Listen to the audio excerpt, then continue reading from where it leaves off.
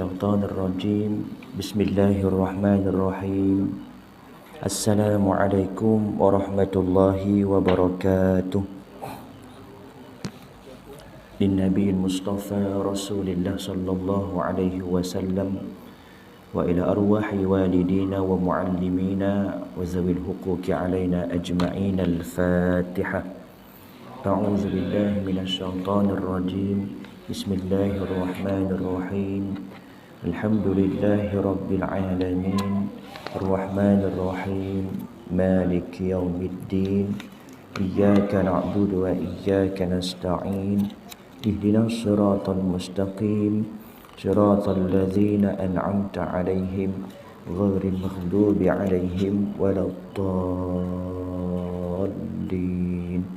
آمين إن الحمد لله نحمده ونستعينه ونستهديه ونستغفره ونعوذ بالله من شرور أنفسنا ومن سيئات أعمالنا من يهده الله فلا مضل له ومن يضلله فلا هادي له أشهد أن لا إله إلا الله وأشهد أن محمدا عبده ورسوله اللهم صل وسلم على سيدنا محمد وعلى آله وأصحابه أجمعين سبحانك لا علم لنا إلا ما علمتنا إنك أنت العليم الحكيم رب اشرح لي صدري ويسر لي أمري واحلل عقدة من lisani yafqahu qawli. Amma ba'd. Yang dimuliakan Tuan Pengurusi, Tuan Imam, Tuan Bilal, pegawai serta ahli jawatan kuasa Surau Raudatus Salihin Masjid Lama Kampung Kundang, yang dihormati para alim ulama, asatizah di kalangan tuan-tuan dan juga puan-puan, seterusnya muslimin muslimat hadirin hadirat. Alhamdulillah, pertama dan selama-lamanya kita merafakkan kesyukuran kehadrat Allah Subhanahu wa taala kerana dengan izin dan rahmatnya dapat kita berkumpul pada malam ini bagi menyambung pengajian kita dalam kitab Faham Faraid karangan Al-Fadil Ustaz Hilmi Hanis bin Muhammad. Mudah-mudahan perjumpaan kita pada malam ini termasuk dalam satu perintah Nabi sallallahu alaihi wasallam, iaitu Nabi SAW memerintahkan kepada kita supaya belajar tentang faraid dan ajarkan kepada orang lain, dan sekaligus dapat menambah amal kebaikan kita, dinilai oleh Allah Subhanahu wa taala sebagai amal kebaikan yang akan menambah timbangan amal kebaikan kita di akhirat nanti ketika kita bertemu dengan Allah Subhanahu wa taala fi yaumil mahsyar nanti insya-Allah. Muslimin muslimat yang dirahmati Allah, malam ini kita akan sambung pengajian kita pada muka surat yang ke-7, tujuan ilmu faraid. Pengajian kita, kuliah kita bukan hanya semata-mata tentang teori. Teori ni maknanya apa? Apa yang ada dalam kitab lah. Daripada muka surat 1 seterusnya sehinggalah muka surat terakhir 300 lebih. Bahkan kita juga akan membincangkan tentang perkara-perkara yang berkait dengan isu-isu semasa. Dan kita juga akan selit-selitkan dengan isu-isu yang melibatkan pengurusan. Jadi sekurang-kurangnya di kalangan kita, masyarakat kita tahu. Teorinya tahu dah, mudah dah teorinya. Ayah dapat 1/6, ibu 1/6, isteri si mati dapat 1/8, anak-anak nisbah 2 lelaki 1 perempuan. Tetapi pengurusannya ramai yang tak tahu, dan ramai yang tak nak ambil tahu.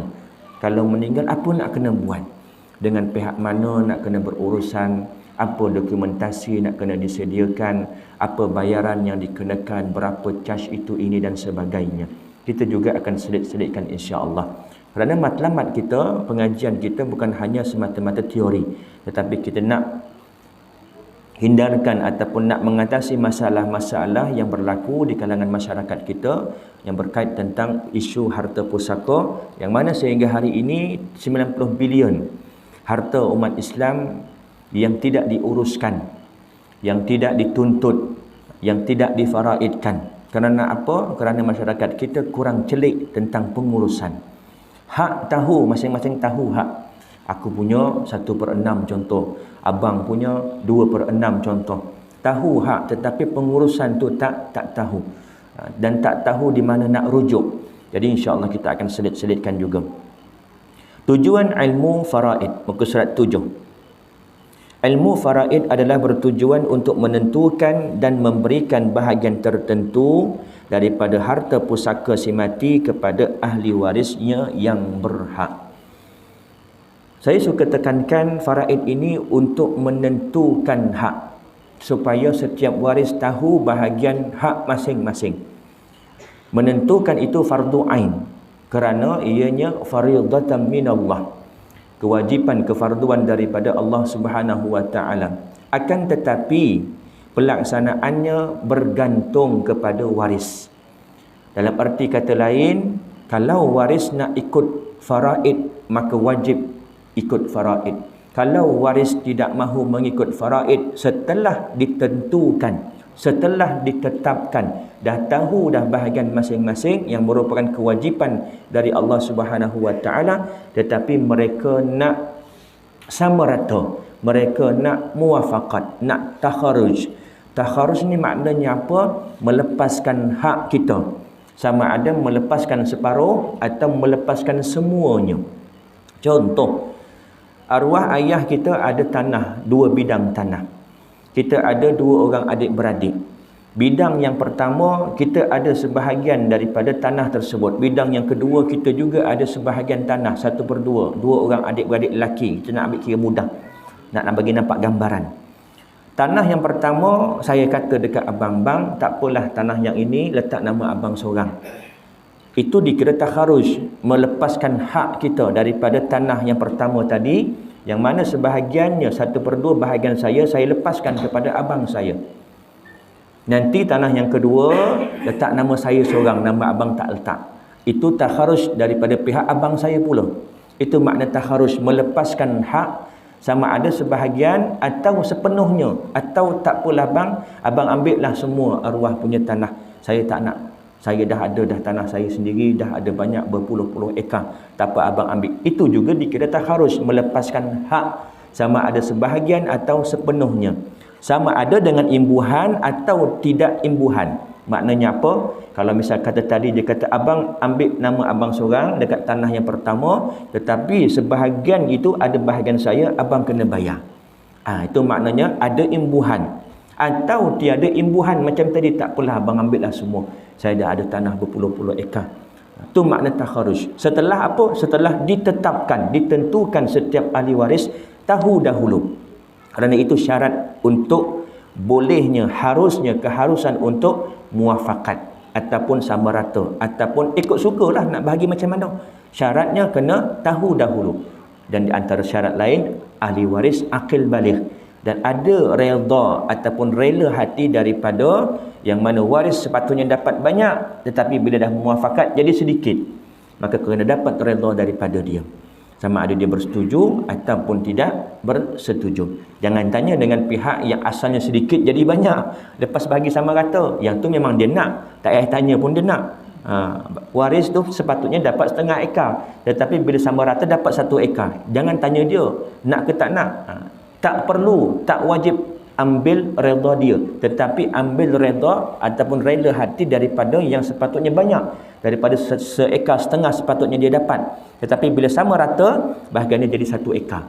Yang tu kena minta izin dan juga redha dia. Kalau dia kata aku tak nak bagi sama rata, aku nak bahagian aku mengikut faraid, wajib yang lain bagi bahagian dia mengikut faraid. Haram kata dia tamak. Tamak ni ambil hak orang masuk poket kita. Yang kawan ni bukan tamak, dia bukan ambil hak orang lain, dia ambil hak dia yang Allah dah tetapkan, faridatan minallah. Bila cerita tentang pembahagian pusaka, saya nak kongsi sedikit. Kemarin hari Sabtu, saya pergi ke Gemencih di tanah Felda Bukit Rokan. Bila tanah Felda dia melibatkan akta GSA. Tanah Felda ni dia tak boleh turun pusaka kepada semua waris. Dia boleh masuk nama satu je. Maknanya seorang ini di kalangan ahli waris, hanya seorang sahaja yang boleh masuk nama dalam geran yang baru. Jadi macam-macam permasalahan. Kita cerita tentang teori mudah. Kerana waris yang ada 8 orang anak, 3 lelaki, 5 perempuan. Si mati arwah maknya meninggal dunia pada bulan 8 yang lepas. Dah deal lah semalam, kemarin baru dapat ada masa nak pergi turun ke sana dan membuat penerangan tentang faraid kepada kaum keluarganya. Kumpullah semua ahli waris, ke-88 ada. Kita cerita tentang teori mudah. Arwah tak ada suami, tak ada ayah, tak ada ibu. Yang ada cuma anak-anak. Okey, mudah. 3 lelaki, 5 perempuan. Yang lelaki kalikan 2, 3 kali 2, 6. Tambah dengan yang 5 perempuan, 11. Lelaki 2/11. Perempuan 1/11. Kalau kita cerita tentang teori, selesai. Saya dah boleh balik dah. Tapi masalahnya, isu-isu yang berbangkit.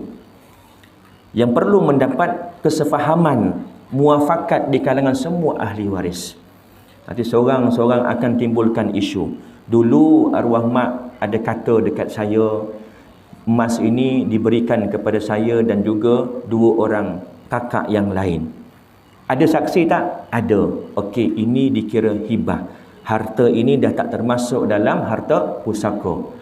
Kan lagi seorang pula timbulkan, dulu arwah mak pernah cakap dengan saya, kalau anak saya nama si Pulanah binti si Pulan masuk universiti, dia nak bagi 7,000 yang ada dalam akaun CIMB arwah mak kepada cucu saya. Ada saksi tak? Ada saksi. Cucunya dah masuk universiti ke belum? Dah, bagi. Jangan termasuk lagi dalam harta pusaka. Poinnya apa saya nak cerita? Dari segi hak, ya, kita boleh tentukan hak setiap ahli waris. Tetapi Islam tentukan ketetapan dalam faraid ini bukan isunya hak semata-mata, tetapi pengakhirannya apa yang jadi di kalangan ahli waris.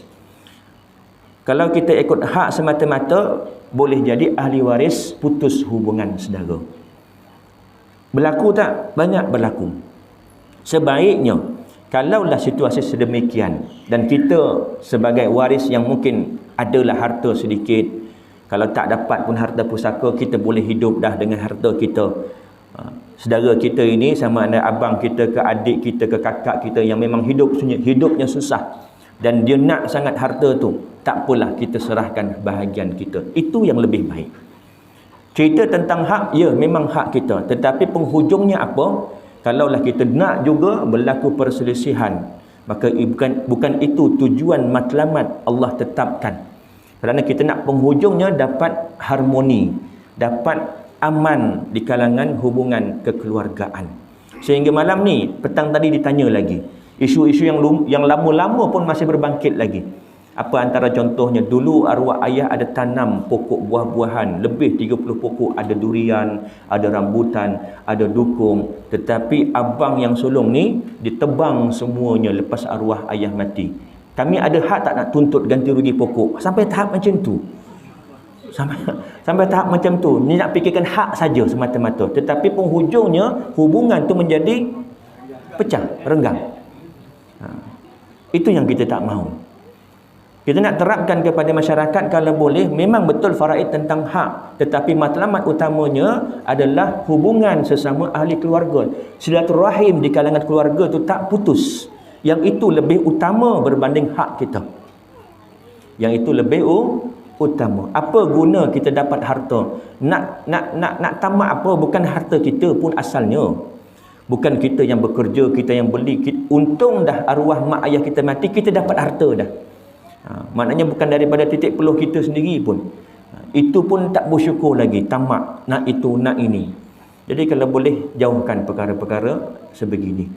Nak cerita teori mudah, tetapi nak menyelesaikan masalah ini. Ini yang Nabi SAW risaukan. Kata Nabi SAW, pelajarilah faraid dan ajarkan kepada manusia. Kerana apa? Aku takut, kata Nabi, satu masa nanti di akhir zaman akan berlaku pertelingkahan di kalangan 2 saudara. Yang mana pada ketika itu tak ada lagi jumpa orang yang boleh menyelesaikan, membaikkan hubungan antara kedua orang saudara ini sehingga terputusnya hubungan silaturahim. Itu yang Nabi SAW risaukan. Dari segi hak, ya. Tetapi hak itu bukan wajib. Maknanya kalau dia nak baru wajib. Kita ada pilihan. Mana lebih penting kalau kita tahu di kalangan ahli keluarga kita yang ini memang jenis tak faham agama. Daripada kecil sampai ke besar, sembahyang pun tidak. Tetapi kita nak jaga hubungan silaturahim dengan dia, tak apalah kita mengalah sedikit. Tak apalah dek, ambillah sikit abang punya, bagi kita sama rata. Dia nak sama rata, dia nak sama rata. Kita ada hak kita pun berkeras juga. Akhirnya hubungan silaturahim menjadi renggang. Ini yang kita nak kena fahamkan kepada masyarakat. Ya, berkait tentang hak, tetapi ianya pilihan kepada kita. Sama ada kita nak ambil ataupun kita lepaskan dengan cara yang baik. Sejarah pewarisan harta pusaka. Sejarah pembahagian harta pusaka dapat dibahagikan kepada dua masa, iaitu sebelum dan selepas kedatangan Islam. Ini memang belum masuk lagi ya. Saya keliru sebab takut tempat lain dah masuk. Tapi kalau tengok tarikh ni betul lah, 4 hari bulan 9 yang terakhir. Surat 15 ya.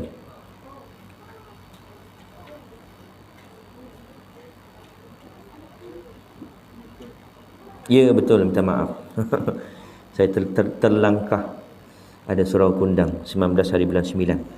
Muka surat 15, minta maaf. Peringkat yang ketiga dalam tajuk besarnya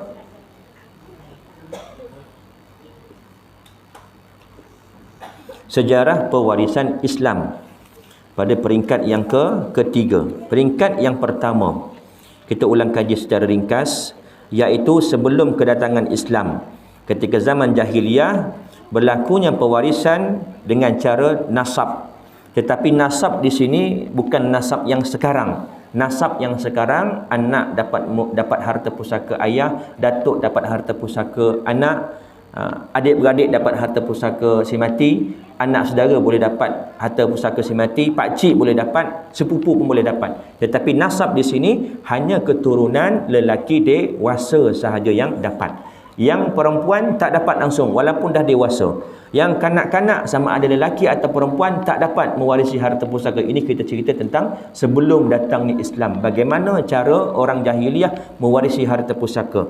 Ada nasab ya, tetapi di kalangan lelaki dewasa sahaja. Kemudian yang kedua, dengan cara sumpah setia dan pertolongan. Aku tolong kau, kau tolong aku mati kau jadi waris. Kau mati aku jadi waris. Sah sebelum datang Islam. Kemudian cara yang ketiga dengan cara tabani, mengambil anak angkat. Bila ambil anak angkat, dia boleh mewarisi harta kita. Dan kita juga boleh mewarisi harta dia bila dia mati nanti. Kemudian selepas kedatangan Islam, hukum faraid tidak dilaksanakan serta-merta, tetapi secara berperingkat. Maksudnya apa? Peringkat pertama tu masih lagi ada unsur sumpah setia tu, masih diguna pakai. Masih diguna pakai sebab nak datangkan satu hukum yang baru secara mendadak. Boleh jadi di kalangan para sahabat pada ketika itu sukar nak terima. Jadi berperingkat-peringkat, ini hikmahnya. Sama juga dengan hikmah pengharaman arak. Tak diharamkan secara mutlak, tetapi berperingkat, sedikit demi sedikit. Kerana apa? Pada ketika itu orang jahiliyah, orang Arab jahiliyah sebelum datang Islam dengan arak tak boleh berpisah. Dah macam minuman biasa, minuman harian. Jadi andai misal katalah ini kita cerita tentang hikmah, bukan tujuan. Allah sahaja yang maha mengetahui di sebalik perintah-perintah itu secara berperingkat. Tetapi hikmahnya supaya dapat melembutkan hati umat Islam pada ketika itu, sedikit demi sedikit turunnya syariat, sedikit demi sedikit, tak secara langsung, sehingga boleh menyebabkan dia kembali kafir, kembali ingkar kepada agama Islam. Masih lagi ada ikatan sumpah setia. Kemudian yang kedua, peringkat kedua, pada peringkat ini hukum pewarisan dilaksanakan melalui persaudaraan antara dua orang sahabat daripada kaum Ansar dan Muhajirin. Dah tak ada lagi sumpah setia, tetapi hanya di kalangan Muhajirin dan Ansar. Golongan Muhajirin maknanya yang daripada Mekah ke Madinah, berhijrah bersama Nabi SAW. Walaupun yang berhijrah ini tinggal di Madinah, ada saudara dia dekat Mekah, tak boleh mewarisi. Hanya di kalangan Muhajirin dan Ansar sahaja. Ansar mewarisi Muhajirin, Muhajirin mewarisi Ansar. Ini peringkat kedua selepas datangnya Islam. Kemudian peringkat yang ketiga malam ini kita masuk.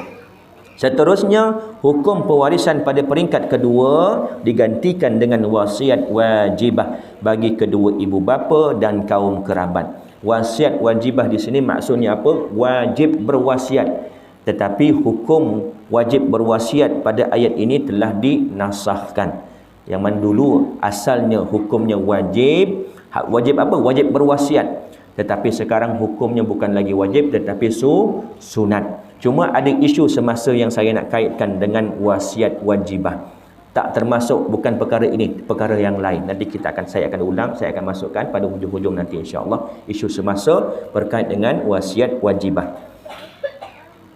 Seterusnya, hukum pewarisan pada peringkat kedua diganti dengan wasiat wajibah bagi kedua ibu bapa dan kaum kerabat. Firman Allah Subhanahu wa taala, A'udzubillahi minasyaitonir rajim. Kutiba 'alaikum idza hadara ahadakumul mautu in taraka khairanil wasiyah lil walidaini wal aqrabin bil ma'ruf haqqan 'alal muttaqin. Kamu diwajibkan apabila seseorang daripada kamu hampir mati, jika dia ada meninggalkan harta, hendaklah dia membuat wasiat untuk ibu bapa dan kaum kerabat dengan cara yang baik menurut peraturan agama sebagai suatu kewajipan atas orang-orang yang bertakwa. Ini kalau dia sudah nak mati. Kalau mati mengejut, tak dapat buat wasiat, tak tertunai wasiat wajibatnya. Kerana hukum wasiat pada ketika itu wajib. Jadi ketika itu umat Islam buat wasiat sebelum tidur. Tiap-tiap sebelum tidur buat siap-siap. Sebab takut, hukumnya wajib ni, takut mati masa tidur. Ini hukum sebelum turunnya ayat faraid. Sebelum turunnya surah An-Nisa ayat 11, ayat 12, ayat 128 menceritakan tentang pembahagian pusaka kepada ahli waris. Sebelum itu, hukum pembahagian pusaka tertakluk kepada wasiat wajibat. Siapa yang menerima? Ibu bapa dan kaum kerabat. Berapa anggaran, berapa bahagian terpulang. Belum lagi ada pengkhususan berapa jumlah setiap ahli waris. Kemudian peringkat yang keempat. Pada peringkat terakhir ini, hukum wasiat wajibah ditukarkan dengan hukum faraid. Sehingga hari ini, sehingga kiamat, hukum faraid ini tetap berjalan menggantikan fasa-fasa yang sebelum ini, sebelum datang Islam dan selepas datang Islam, berbagai cara dan kategori dimansuhkan sehingga kekal hari ini hukum faraid sehingga hari kiamat. Pada peringkat terakhir ini, hukum wasiat wajibah ditukarkan dengan hukum faraid selepas turunnya ayat ke-11 di dalam surah An-Nisa. Sistem pewarisan Islam ini menentukan kadar bahagian bagi setiap ahli waris secara terperinci. Muslimin muslimat yang dirahmati Allah, apa yang kita boleh dapat daripada kisah ini?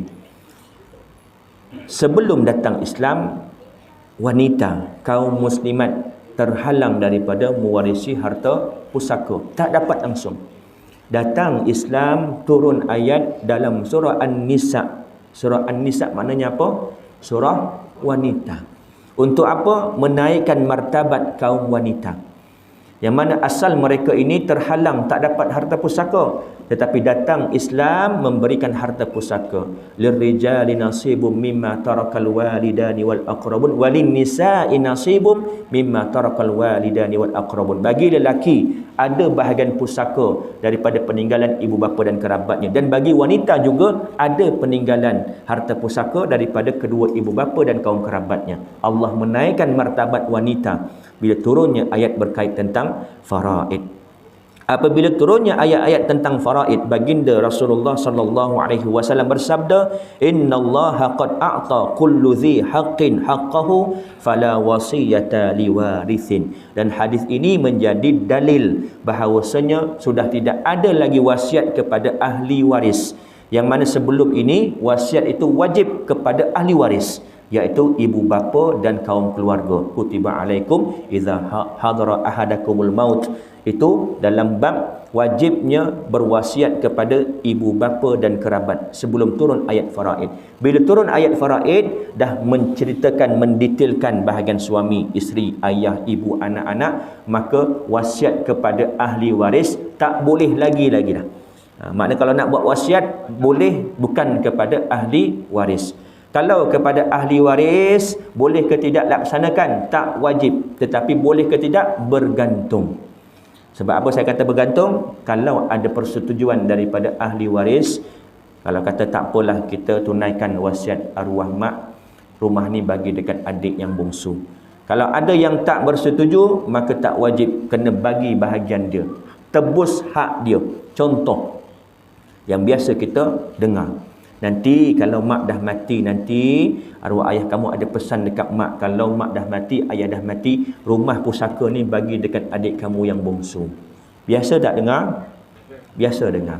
Adik yang bongsu ni waris ke tidak? Waris. Kalau mati mak ni nanti, adik yang bongsu ni waris ke tidak? Waris. Anak kepada si mati. Jadi wajib tak waris-waris yang lain, adik-beradik yang lain ini melaksanakan wasiat ibu ni tadi? Tak wajib, kerana dah langgar daripada syarat wajib untuk wasiat. Kata Nabi SAW, qad a'ta kullu dhi haqqin haqqahu. Sesungguhnya Allah Subhanahu wa taala telah memberikan hak, iaitu pewarisan kepada waris-waris yang berhak. Fala wasiyata liwarithin, maka tidak ada lagi wasiat kepada ahli waris. Tetapi kalau nak laksanakan juga kena dapat persetujuan daripada ahli waris. Kenapa nak kena dapat persetujuan? Kerana ini bahagian mereka, hak mereka. Kerana dekat sini ada hak setiap ahli waris. Rumah ni ada hak. Daripada anak pertama sampai anak ke-10, semua ada hak. Tetapi yang dapat seorang je, adik yang bongsu. Kena dapat persetujuan semua ahli waris. Kerana wasiat ini sebelum daripada faraid. Tingkatan dia pertama pengurusan jenazah, hutang, kemudian wasiat, barulah faraid. Sebelum faraid ada wasiat dulu, kena laksanakan wasiat dulu. Kalau dah laksana wasiat, berapa lagi harta yang tinggal untuk faraid? Bermakna dia mengambil hak waris-waris yang sepatutnya dapat faraid. Itu maksudnya kena dapat persetujuan. Kalau ada yang tak bersetuju, kena tebus hak dia. Kalau semua tak bersetuju, tak timbul isu anak derhaka. Ini pun kadang-kadang kita persepsi kita takut nanti dikira sebagai anak derhaka. Tak timbul isu anak derhaka. Kita ini sebagai manusia, sebagai anak wajib patuh kepada ibu bapa. Ya, betul. Ada syaratnya selagi mana tidak melanggar syarak. Kalau melanggar syarak, wajib ke tidak patuh? Tak wajib. Sama juga isu dengan wasiat tadi. Mak wasiatkan supaya rumah kepada adik yang bongsu. Wajib ke tidak laksanakan? Tak wajib. Tapi kalau nak buat, boleh tak? Boleh.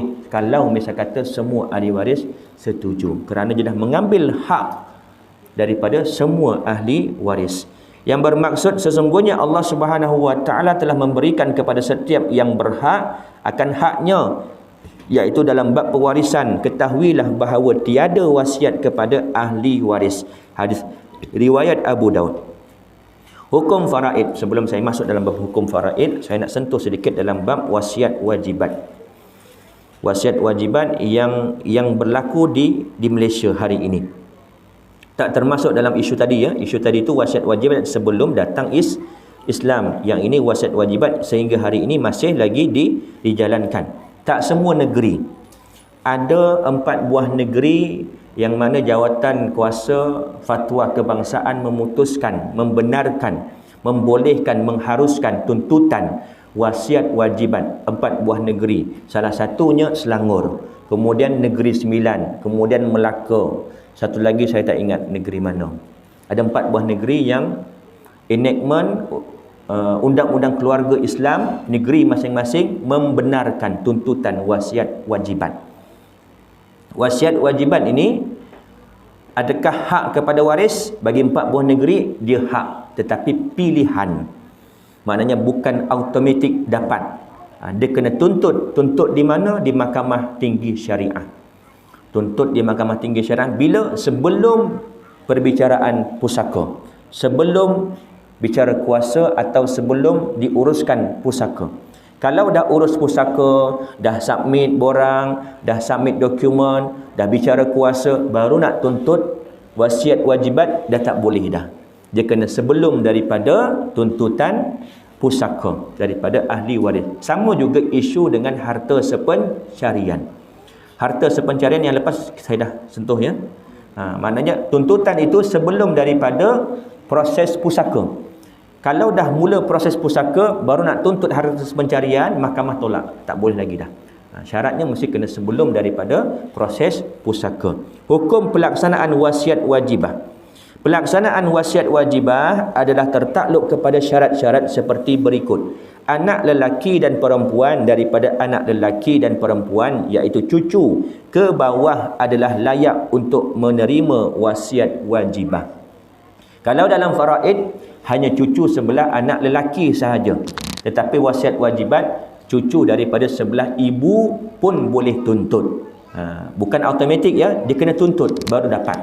dan mengikut pada hakim mahkamah memutuskan sama ada layak ataupun tidak dan berapa kadar tuntutannya. Sama juga isu harta sepencarian. Kemudian yang kedua, hendaklah kedua ibu dan bapa di Selangor cucu daripada anak perempuan boleh tuntut. Di negeri lain, tak silap saya, di negeri Sembilan tak boleh. Hanya cucu sebelah anak lelaki sahaja dia ikut faraid. Selangor cucu sebelah anak perempuan pun boleh tuntut wasiat wajibat. Kerana setiap negeri ini di bawah orang kata apa, badan yang berbeza-beza yang menjaga hal ehwal agama. Ada majlis agama masing-masing. Kita MAIS.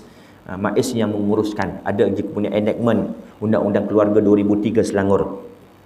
Hendaklah kedua ibu bapa, yang kedua, hendaklah kedua ibu bapa mereka meninggal dunia terlebih dahulu daripada atuk atau nenek atau ibu atau bapa meninggal dunia serentak dengan atuk atau nenek dalam kejadian yang sama atau berlainan. Contoh yang dikatakan bapa kepada cucu ni mati dulu. Ini datuknya, contohlah nama datuknya Ali. Nama anak yang mati ni Abu. Ali meninggal dunia 2023, sedangkan Abu meninggal tahun 2020. Maknanya anak ni mati dulu daripada bapa. Bila Ali mati tahun 2023, waris yang ada siapa? Anak lelaki dan anak perempuan. Dua orang ni sahaja yang ini. Cucu ni bukan waris dalam faraid, kerana dia terhalang disebabkan ada anak lelaki dan anak perempuan. Walaupun bukan daripada ayah atau ibunya, dia terhalang. Tetapi cucu ni dia boleh tuntut ke mahkamah tinggi syariah atas nama wasiat wajibah. Bukan automatik. Kalau dia senyap, dia tak tuntut, tak dapatlah. Sama juga isu harta sepencarian. Kalau dia senyap, dia bila dah selesai pusaka baru timbul isu harta sepencarian, dah tak guna dah. Menangis air mata berdarah pun tak dapat dah nak tuntut balik, sebab dah terlepas peluang tu. Mesti kena tuntut sebelum daripada bicara pusaka. Syarat yang ketiga, cucu lelaki dan perempuan bukan merupakan waris kepada harta pusaka datuk sekiranya mereka merupakan waris ke atas harta pusaka secara fardu atau ta'sib ataupun asabah, maka mereka tidak layak untuk mendapat wasiat wajibah walaupun bahagiannya sedikit berbanding wasiat wajibah. Maknanya anak lelaki dan anak perempuan ini memang bukan waris dari segi faraid. Bila mana dia merupakan waris? Sekiranya anak Ali ini semua tak ada cuma cucu je, maka cucu ni dikira waris. Dia tak boleh tuntut wasiat wajibah di mahkamah tinggi syariah. Itu syarat yang ketiga, dia bukan ahli waris. Bila ada anak lelaki dan anak perempuan ni, bermakna cucu ini bukan lagi waris faraid. Dia boleh tuntut wasiat wajibat. Yang keempat, sekiranya anak lelaki atau anak perempuan berlainan agama dengan ibu atau bapa atau terlibat dengan pembunuhan ibu atau bapa, maka dia tidak berhak mendapat wasiat wajibah daripada harta pusaka datuknya. Ini antara syarat-syarat yang menyebabkan seseorang itu terhalang mewarisi pusaka. 3 sebab. 1, berlainan agama. Yang kedua, dengan sebab pembunuhan. Anak bunuh ayah, ayah mati, anak tak boleh mewarisi pusaka ayah. Ayah bunuh anak, anak mati, ayah tak boleh mewarisi harta anak. Bila sebut tentang pembunuhan ini dalam mazhab Al-Imam Asy-Syafi'i, semua jenis pembunuhan menyebabkan seseorang itu terhalang mewarisi pusaka, sekalipun tidak sengaja. Bila kata tak sengaja ni, kadang-kadang kita terfikir, macam ni pun terhalang ke? Nanti kita akan masuk dalam bab pembunuhan. Saya bagi contoh, gambaran. Ayah ni merupakan hakim mahkamah. Memang kerjanya sebagai hakim, memutuskan orang yang bersalah, apa hukuman-hukumannya. Anak dia sendiri, na'udzubillah, mengedah dadah. Disabitkan hukum, gantung sampai mati, mandatori. Matilah anak ini, bapa tak boleh mewarisi harta anak ini. Sampai tahap macam tu. Dalam bab pembunuhan untuk mewarisi pusaka. Sampai tahap kita fikir, ini pun terhalang. Ini kalau ayah jadi hakim. Satu keadaan lagi, hakim orang lain. Anak ni didapati bersalah, mengedah dadah, gantung sampai mati. Tetapi ayahnya menjadi saksi. Bukan hakim, saksi saja. saksi perbicaraan untuk mensabitkan anak ini mati di tali gantung. Sebab hukuman mandatori tadi. Pun ayah ini terhalang daripada mewarisi harta pusaka anak. Nak kata apa jua jenis pembunuhan yang boleh menyebabkan kematian seseorang, dia tu merupakan salah satu penyebab, maka dia terhalang daripada mewarisi harta pusaka. Kita akan masuk nanti dalam bab pembunuhan lebih terperinci. Kemudian yang kelima, sekiranya datuk atau nenek telah memberikan harta kepada cucunya melalui hibah ataupun wakaf ataupun wasiat yang biasa. Yang sebelum daripada faraid ada wasiat kan, yang itu yang biasa. Ini wasiat wajibah ni lain. Kalau misal kata sewaktu hidup atuk ni dah bagi dah hibah dekat cucu ni, ataupun dah buat wasiat dah sebelum mati kepada cucu dua orang ni, maka tak boleh tuntut lagi dah. Melainkan memang tak pernah dapat apa-apa pun harta daripada arwah datuknya. Hibah pun tak ada, wasiat pun tak ada, maka dia boleh tuntut. Ini yang dikatakan tidak pernah menerima harta daripada datuknya, sama ada dalam bentuk hibah, wakaf, wasiat dan sebagainya dengan kadar yang sepatutnya diterima oleh anak lelaki atau anak perempuan mereka, sekiranya anak lelaki atau anak perempuan mereka itu masih hidup. Cucu tidak lagi berhak untuk mendapat wasiat wajibah. Sekiranya pemberian tersebut adalah kurang hak yang sepatutnya diterima oleh cucu daripada bahagian anak lelaki atau anak perempuan, maka hendaklah disempurnakan bahagian tersebut. Maksudnya ada atuk ni dulu bagi sebidang tanah dekat cucu ni tadi. Tetapi bila kira-kira sepatutnya ayah cucu ni, maknanya anak yang dah mati ni dapat lebih daripada sebidang tanah tu, maka dia boleh tuntut. Dan maksimumnya 1/3. Itu namanya wasiat wajibah. Dia tertakluk juga dengan syarat wasiat, iaitu tidak lebih daripada 1/3. Seterusnya, anak akan mengambil bahagian faraid bapa atau ibu yang meninggal dunia terlebih dahulu daripada datuk atau nenek, dan kadar tersebut hendaklah tidak melebihi kadar 1/3 daripada nilai harta pusaka. Sekiranya bahagian tersebut 1/3 atau kurang daripada 1/3, maka pembahagian tersebut hendaklah dilaksanakan pada kadar tersebut. Sekiranya bahagian tersebut melebihi 1/3, maka hendaklah dikurangkan pada kadar 1/3, melainkan setelah mendapat persetujuan ahli-ahli warisnya yang lain. Maksudnya apa? Abu ni tadi, kalaulah andainya dia hidup, dia dapat 2 ekar tanah. Anak cucu ni tadi tuntut lebih daripada 2 ekar tanah, maka bahagian dia tak boleh lebih daripada 2 ekar tanah yang sepatutnya ayahnya dapat. Kalau misal kata daripada 2 ekar tanah ni tadi kurang daripada 1/3 harta keseluruhan datuknya, seandainya 2 ekar tanah yang sepatutnya ayahnya dapat melebihi daripada 1/3 daripada harta keseluruhan datuknya, maka tak boleh dapat 2 ekar tanah. Kena ambil maksimum 1/3 sahaja daripada harta keseluruhan datuk yang meninggal tadi.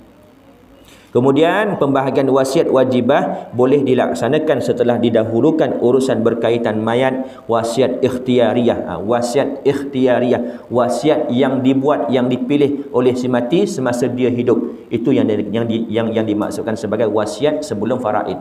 Yang ini wasiat wajibat selepas mati, tetapi sebelum faraid juga, tetapi dituntut pilihan oleh cucu-cucu si mati. Pembahagian wasiat wajibah kepada cucu-cucu yang berhak adalah berdasarkan kepada prinsip faraid, iaitu seorang anak lelaki menerima bahagian orang anak perempuan, tertakluk dengan kadar. Kalau contoh ada 2 orang, seorang lelaki, seorang perempuan cucunya, dapat dah tuntutan wasiat wajibah tadi 3 juta contoh. Tertakluk pembahagian sama seperti faraid, yang lelaki 2 juta, yang perempuan 1 juta. Yusikumullahu fi auladikum, telah diwajibkan pembahagian faraid, pembahagian pusaka kepada anak-anak kamu semua, iaitu lizzakari mithlu hazil unsayan. Bagi lelaki 2 bahagian, bagi perempuan 1 bahagian. Siapa yang cakap ni? Allah Subhanahu wa taala. Fariidatan minallah. Inilah kewajipan Allah Subhanahu wa taala. Nanti ada di kalangan muslimat di belakang, ini tidak adil. Dapat separuh daripada lelaki. Ingat balik sejarah pewarisan. Sebelum ini wanita tak dapat langsung. Datang Islam menaikkan martabat, ada dapat. Lirrijali nasibum walinnisa'i nasibum mimma tarakal walidani wal aqrab. Bagi wanita juga ada bahagian mereka mengikut yang telah difardukan oleh Allah Subhanahu wa taala. Ini berkait tentang wasiat wajibah. Hak ke tidak, hak kepada cucu, tetapi bukan automatik. Berbeza dengan waris dalam faraid, dia hak dan automatik dapat. Maksud automatik apa? Masa bicara kuasa nanti dia akan dipanggil juga. Kena dapat persetujuan dia. Nak ke tak nak ni? Tak nak, takharruj, tak apalah saya tak naklah harta ni. Maknanya dia kena ada kaitan juga dengan pusaka nanti. Itu kalau faraid. Tetapi wasiat wajibah, harta sepencarian, itu bukan wajib, itu pilihan. Walaupun dia hak, tetapi pilihan kita untuk tuntut ataupun tidak. Tapi kena ingat, selagi mana belum selesai kes tuntutan sama ada harta sepencarian ataupun wasiat wajibat, selagi itulah urusan pusaka belum bermula. Yang lepas, mungkin tuan-tuan perasan isu tuntutan isteri 2 bilion daripada arwah meninggal dunia pada tahun 2015. Hari ini 2023, dah 8 tahun tuntutan harta sepencarian oleh isteri arwah ini, jumlahnya 2 bilion. Masih belum selesai. Dan ada waris-waris daripada si mati ni yang dah mati dah dalam tempoh 8 tahun ni. Tak merasa lagi duit pusaka. Sebab belum boleh uruskan selagi mana harta sepencarian ni kesnya belum selesai. Sama juga dengan isu wasiat wajibah. Selagi belum selesai perbicaraannya di mahkamah, selagi itulah tuntutan pusaka belum boleh mula. Kena selesaikan dahulu, barulah boleh mulakan. Wallahu a'lam. Ada soalan? InsyaAllah pada hukum faraid kita akan sambung pada perjumpaan akan datang. Ya. Kalau si suami berwasiat pada isteri, kegunalah duit ini untuk kelangsungan diri sendiri dan anak-anak, itu bagaimana? Okey, isteri itu waris ke bukan?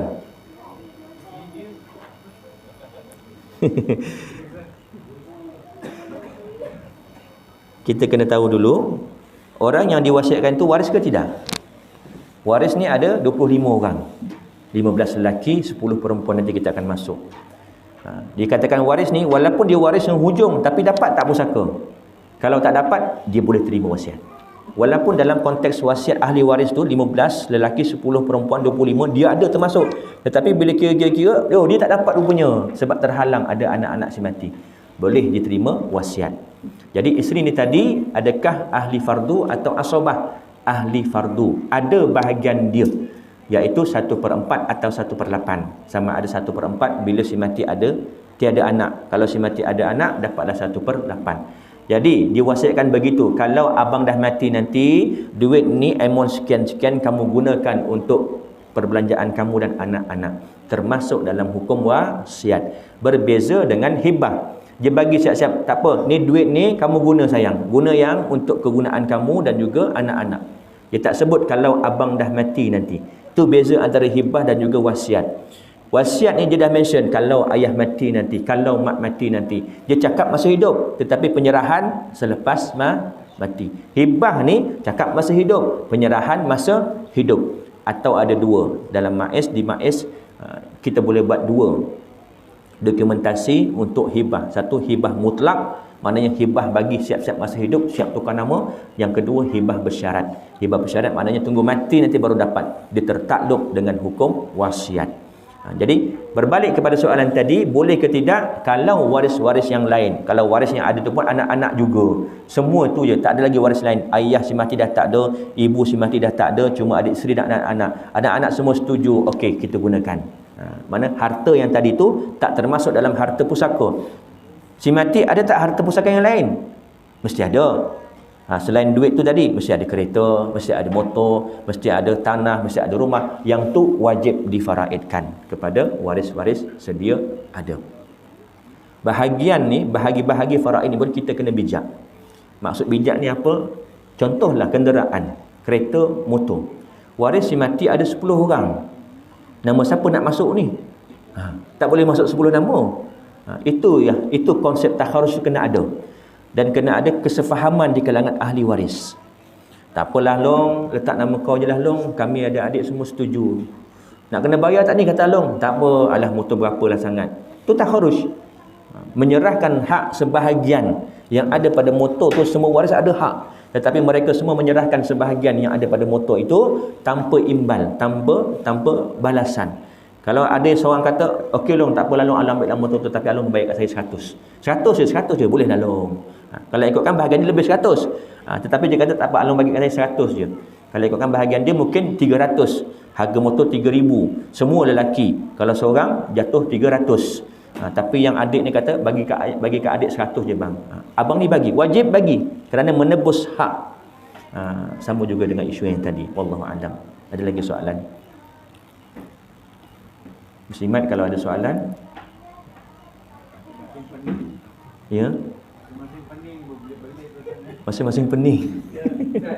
Ya. Macam mana cara seandainya suami dia meninggal dan adik-beradik yang lain kata dia tak ada anak lelaki. Ada di antara adik-beradik yang lain kata kau jangan aku, jangan aku. Time dia masa bicara kuasa, maknanya tu dia cakap tak nak lah. Jadi apa hukumnya macam itulah? Makan harta batil. Kita kena faham, bila si mati meninggal dunia, selagi ada anak dan ke bawah, adik-beradik tak akan dapat. Selagi ada bapa dan ke atas, ini golongan pertama, ini kelompok yang kedua, ini kelompok yang ketiga, ini kelompok yang keempat. Pertama, anak dan ke bawah. Bila ada anak lelaki, maka adik-beradik memang tak ada can langsung dapat. 1 sen pun tak dapat. Adik-beradik si mati. Kalau ada, si mati ni ada anak lelaki. Kalau tak ada anak lelaki, ada anak perempuan sahaja. Kalau seorang anak perempuan 1/2, ada tak baki harta? Ada. Ke mana nak pergi? Kalau 2 orang anak perempuan atau 3 lebih, semua perempuan, dapat 2/3. Ada tak baki lagi? 1/3. Ada. Ke mana perginya? Dia pergi ke kelompok yang kedua, iaitu bapa atau datuk sebelah bapa atau ke atas. Jangan kita nampak bapa je. Bapa ada tak? Bapa tak ada. Oh, terus pergi ke adik-beradik. Tak boleh. Tanya balik. Bapa kepada bapa ada tak datuk? Datuk ada. Datuk yang akan dapat baki tadi. Kalau tak ada datuk, kelompok 1 tak ada, kelompok 2 tak ada, baru ada kelompok yang ketiga, barulah adik-beradik ni dapat. Dan dia tak boleh kata, yang kau tak boleh, kau jangan mohon, aku je boleh dapat. Tak boleh. Kerana semua adik-beradik ada hak mereka. Sebab tu dalam Al-Quran Allah Subhanahu Wa Taala berfirman dalam selepas daripada ayat faraid, aba'ukum wa abna'ukum la tadruna ayyuhum aqrabu lakum naf'a fariidatan minallah innallaha kana aliman hakima. Anak-anak kamu, bapa-bapa kamu, dalam konteks keluarga kamu, kamu tidak tahu yang mana di antara mereka lebih banyak manfaat kepada kamu lepas kamu mati nanti. Faridatan minallah, inilah ketetapan yang telah diwajibkan oleh Allah Subhanahu Wa Taala. Innallaha kana aliman hakima. Sesungguhnya Allah Maha mengetahui dan Maha bijaksana. Allah yang tahu apa yang terjadi dekat kita. Allah yang buat kita, Allah yang cipta kita, pasti Allah tahu. Dan kita yakin Allah seadil-adil. Kalau kita rasa ada orang yang adil, Allah Maha adil lagi.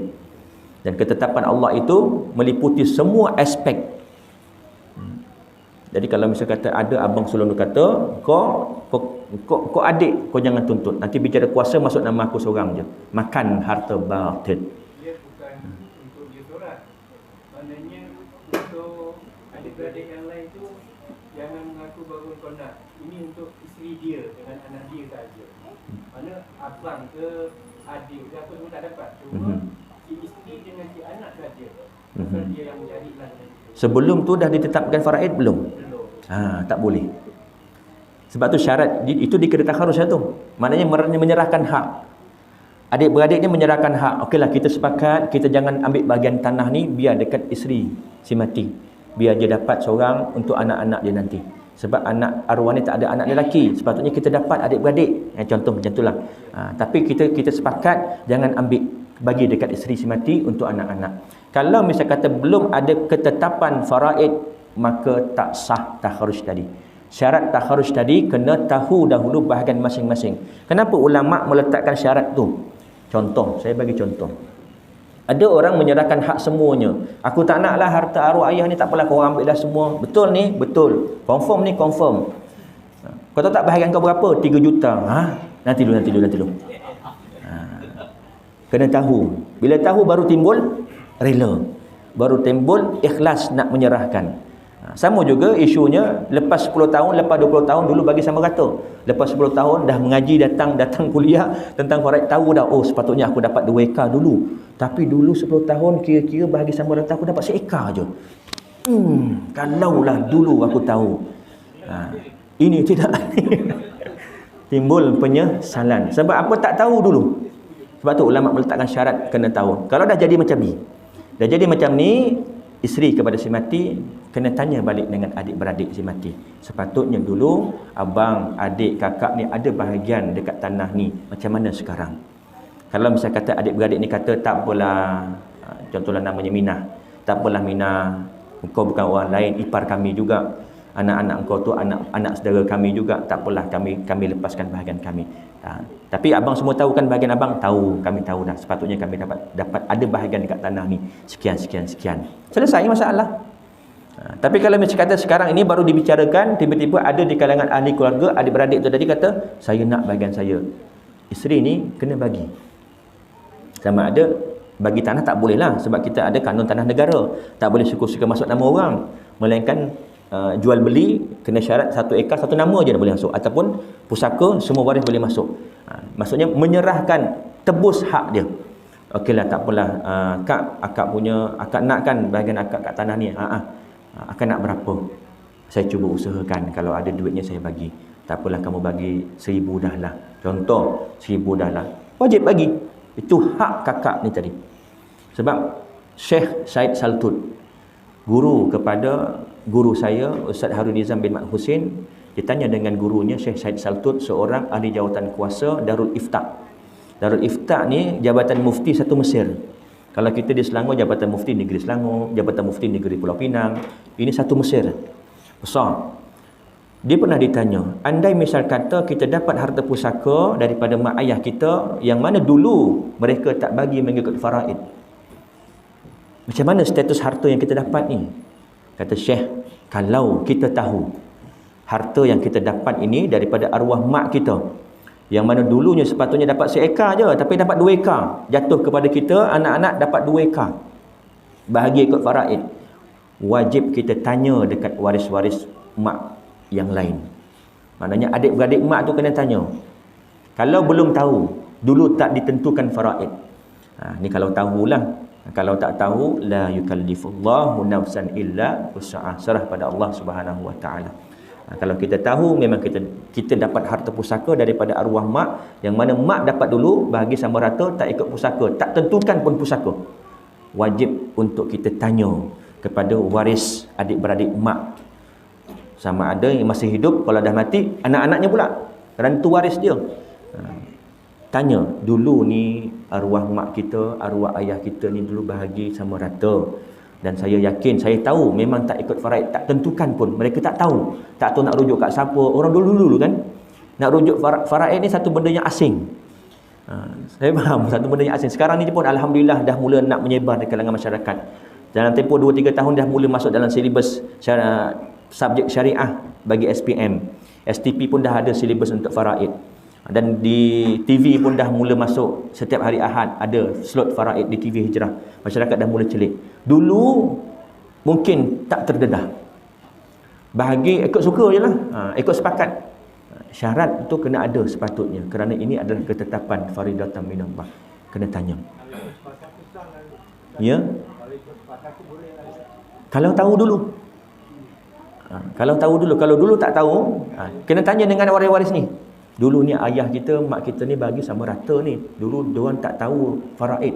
Jadi macam mana ni sekarang ni?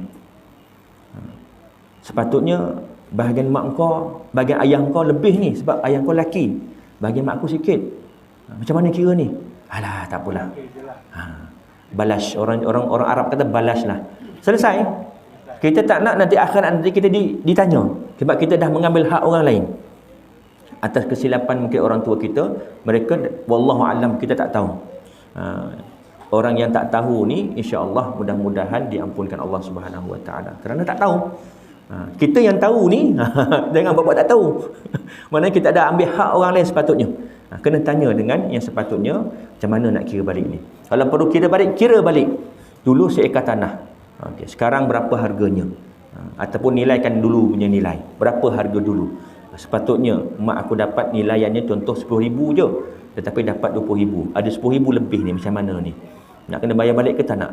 Lepas tu sepupu-sepupu kata, tak apalah, yang lama lepas-lepas lah. 10,000 ni boleh ya? Tak apa, kita halalkan je. Yang penting hubungan kita tak pecah. Alhamdulillah, selesai. Kita dah melepaskan hak. Kita dah ambil hak orang lain, dia dah melepaskan dengan cara tanpa imbuhan. Alhamdulillah, selesai. Wallahu a'lam. Ya. Itu saja. Saya rasa cukup sekadar itu. InsyaAllah kita akan sambung pada perjumpaan akan datang pada hari Selasa minggu ketiga je ya. Selasa minggu ketiga. Yang baik datang daripada Allah dan kurang lemah itu datang daripada kelemahan diri saya. Saya mohon maaf, mohon ampun. Andai terkasar bahasa, tergurus hati tuan-tuan dan juga puan-puan, kita tangguh dengan tasbih kafarah dan suratul Asr. Subhanakallahumma bihamdika asyhadu an la ilaha illa anta astaghfiruka wa atubu ilaik. Bismillahirrahmanirrahim. Wal 'asr innal insana lafi khusr. Illa allazina amanu wa 'amilus solihati wa tawassaw bil haqqi wa tawassaw bis sabr. Bismillahirrahmanirrahim. Alhamdulillahi rabbil alamin wassalatu wassalamu ala asyrafil anbiya'i wal mursalin wa ala alihi wa sahbihi ajma'in. Allahumma faqihna fid din wa 'allimna at-ta'wil wahdina siratal mustaqim siratal ladzina an'amta 'alaihim minan nabiyyin wasiddiqin wasyuhada'i wassalihin. Allahumma arinal haqqa haqqan warzuqna ittiba'ah wa arinal batila batila warzuqna ijtinabah. Allahumma inna na'udzubika min 'ilmin la yanfa' wa min qalbin la yakhsha wa min nafsin la yashba' wa min da'watin la yustajabu laha. Rabbana atina fid dunya hasanah wa fil akhirati hasanah wa qina 'adzaban nar. Wa sallallahu ala sayyidina Muhammad wa ala alihi wa sahbihi wa baraka wa sallam. Walhamdulillahi rabbil alamin. Assalamualaikum warahmatullahi wabarakatuh. InsyaAllah kita bacakan doa selamat sedikit kepada saudara Hashim bin Wahid yang sekarang ni saya dimaklumkan di hospital, sedang nak menjalani pembedahan. Sama-sama kita doa kepada Allah Subhanahu Wa Taala dipermudahkan urusan dan mendapat keputusan yang baiklah, maknanya pembedahannya berjaya. Kita doakan doa selamat ke atas beliau insya-Allah. Al-Fatihah. A'udzubillahi minasyaitonirrajim. Bismillahirrahmanirrahim. Alhamdulillahi rabbil alamin. Rahmanir rahim. Maliki yaumiddin. Iyyaka na'budu wa iyyaka nasta'in. Ihdinas siratal mustaqim. Siratal ladzina an'amta 'alaihim ghairil maghdubi 'alaihim waladdallin. Amin. Bismillahirrahmanirrahim. Alhamdulillahirabbil alamin wassalatu wassalamu ala asyrafil anbiya'i wal mursalin wa ala alihi wa sahbihi ajma'in. Allahumma inna nastahfizuka wa nastaudi'uka adyanana wa imanana wa anfusana wa amwalana wa ahlana wa auladana wa azwajana wa kulla syai'in a'taitana. Allahumma ij'alna wa iyyahum fi kanafika wa amanika wa jiwarika wa i'azika min kulli syaitanin marid wa jabbarin 'anid wa zi 'ainin wa zi baghin wa syarrin kulli syarrin innaka 'ala kulli syai'in qadir. Allahumma inna nas'aluka salamatan fid din wa afiyatan fil jasad wa ziyadatan fil 'ilmi wa barakatan fil rizqi wa taubatan qabla al maut wa rahmatan 'inda al maut wa maghfiratan ba'da al maut. Allahumma hawwin 'alaina fi sakaratil maut wan najata minan nari wal 'afwa 'inda al hisab. Allahumma sallimna wa sallim dinana wa sallim imanana wa sallim tauhidana wa sallim ma'rifatana wa sallim arwahana wa sallim ajsadana wa sallim kulla syai'in a'taitana. Allahumma jammilna bil afiyati was salamah wa haqiqna bit taqwa wal istiqamah wa azna min mujibatin nadamah fil hal wal ma'al innaka sami'ud du'a. Rabbana atina fid dunya hasanah wa fil akhirati hasanah wa qina adzaban nar. Wa sallallahu ala sayyidina Muhammad wa ala alihi wa sahbihi wa baraka wa sallam. Walhamdulillahi rabbil alamin. Assalamualaikum warahmatullahi wabarakatuh.